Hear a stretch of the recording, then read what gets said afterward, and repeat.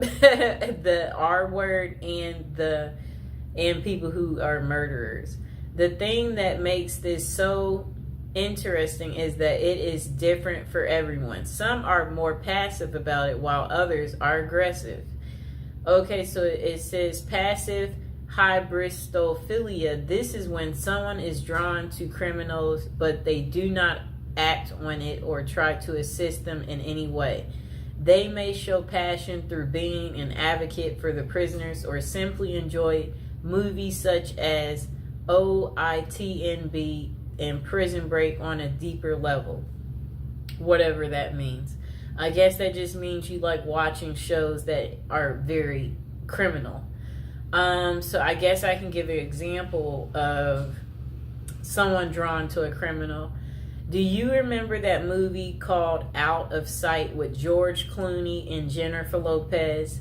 Remember Jennifer Lopez in the movie? She was a cop. And George Clooney, he was the criminal. And remember, she got kidnapped by George Clooney. They created a romantic movie out of this situation. And J-Lo, she, had no man in her love life. Very good looking woman, and then here is this criminal that kidnaps you, and he's very handsome, okay? And you're just like, I'm finally getting some type of cool excitement, and you're like, look at this criminal. Like, why would I tell on this criminal? I'd never get this level of fascination. That's how J-Lo felt, So, yeah, like at the end of the movie, they were trying to catch him. And the other cops asked her, did you see him? And she kind of like froze, like, because she's wondering, do I tell them? Because she is at work and she is in uniform. She's a cop. And she's like, no. Like, she's not going to rat on him because she fell for the criminal. And before that, her and George Clooney, remember, he's a criminal and he's on the run. And she's a cop. So, he had her number, so... Yeah, so what happens is the criminal contacts you. Look, the criminal contacts you. You're at home and you're sleeping. The criminal contacts you, and then you wake up because it's the criminal. And then when the criminal is contacting you, that's when you're like, you're all ears because you don't know when you'll ever talk to this criminal again because he's calling like private. And you're enjoying this because you're like, where are you? I haven't heard from you in a while. I'm surprised to hear from you. That's what happened to her. He randomly calls, but she can't call him back because I understand this clearly, especially when you don't want to get caught in some type of way where I'm like, you know what? I want to be friends with that person, but they know this and that, so that could be bad, where you just you have to think about certain things where you're like, it might not be the best to that's kind of what the criminal was feeling because he knows at the end of the day she's a cop and it's her job to bust people like him and put them behind bars. So anyway, they had their secret meetup in the movie. And their secret meetup, where they went out to dinner. They both was just, it was a night to just enjoy one another, talk to each other, clarify, yes, so why haven't I heard from you? And then he's like, well, blah, blah, blah, blah, blah. And then they had their one night of passion. It was an unforgettable, I guess, moment. That was her one night of fun. And then that was pretty much the end of it, and then she didn't hear from him anymore. Like, yes, like it was a really, really good movie.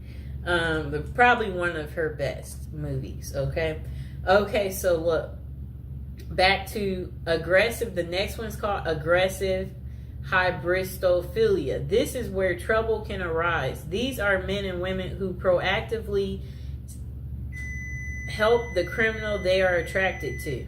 This means they could lure victims in, cover for criminals, bury bodies, and other severe acts. Bonnie and Clyde are the perfect example of this type.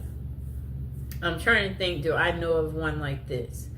Where men and women help the criminal they're attracted to. This means they could lure victims in, cover for criminals, bury. Okay, I'm trying to think. That one I can't think of. It's not a fast one that just comes to me. Okay, so why do so many prisoners / criminals in relationships? The answer is quite simple. It is a mixture of hybristophilia, the desire for excitement from their mundane lives, the long distance passion, and the fantasy of it all makes people drawn to that lifestyle. In fact, there are over 40 different websites that cater to prisoner dating, such as meetaninmate.com. And then potential consequences. Though it would be nice to have a happy ending every time, there are significant consequences from dating a known criminal. For example, a book called Dream Lovers: Women Who Marry Men Behind Bars. Jacqueline Wilcox Bailey talks about a real-life incident. Two sisters walked out of their long-term, boring relationships to get with prisoners. When those men were released, one of the sisters was murdered, and the other was beaten and tortured, which sent her supposedly posed lover back to jail. I think they mean prison. With this as a possibility, always be aware of the dangers you could be subjecting yourself. If you decide to follow that journey, with that being a solid case, does that mean that all prison love is fake and they are nothing but predators? Then they said myth. There is no such thing as true love in prisoners.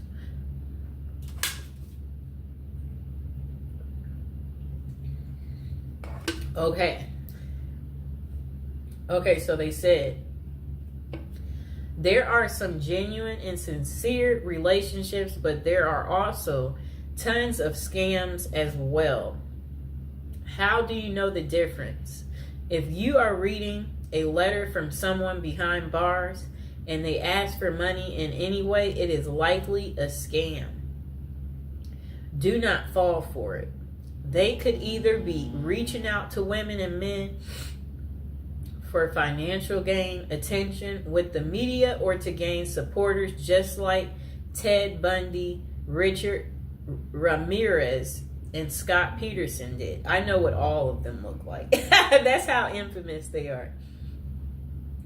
For the record, serial killers such as those noted above are less often associated with scams and writing letters. You may think that they are great at manipulating, but that is not the case with them. They get away so well with murders and crimes because they are bold, always act like they have nothing to lose, and never overthink what they are doing. With an IQ of below average, more love letters come from non-serial killers who are much smarter and think things through better. Okay, overall, use your best judgment. These people will not always con you. They may be truly into letter writing for human connection. That's kind of funny because like they crave the connection, so that they're writing the letter because, you know, there are many people in jail who do not have family or friends to reach out to. So they turn to pen paling to feel involved, valued, heard, and feel like they matter. Though it may not always be about love, it can still be about companionship and support, and worth volunteering to help people such as them feel cared about. Bonus: how to craft a prison letter. One thing I noted the most about the letter I have how well written it is. There are no errors. The penmanship was nearly perfected and the message was very well contrasted. So how did someone in prison learn to write so well? One word: practice. Those who write love letters will use trial and error in their writing. For example, they would keep tabs on the responses they would get from their loved ones. When they said certain things, they would then work on perfecting in those areas to get even more positive responses. In addition, they could have utilized other inmates for assistance as well. More perspective is a catalyst for fostering new ideals and learning how to write a moving love letter or scamming someone successfully.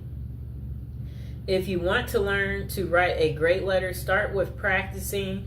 Use your feedback as a guide and never be afraid to ask for help so you can become a pro. And the final thought, falling in love with criminals and prisoners is hyperbristophilia, though having this characteristic is a passive sense is fine. Seek help if you feel like you will act on those passions. There are limited professionals that can assist, but it is worth finding a reputable person before you do anything drastic that could land you in jail yourself. Oh no. Remember, human connection and writing to prisoners is a great way to improve their quality of life. If you are talking to someone who has no one else on their side, keep being a hero to them. But always know the signs and be mindful if they are trying to scam you or not. The last thing you want to do is fall in love with someone behind bars only to find out they were using you for personal gain. At the last word from us, we don't know everything, but we do have an opinion on everything. Oh boy. That was quite interesting, right? Oh boy. That's what I have to say about that. I hope that, now you know why women love men in prison. I hope this has gotten through to you guys, so you get that deep understanding here and you understand that, women can fall in love pretty much with anything, okay? So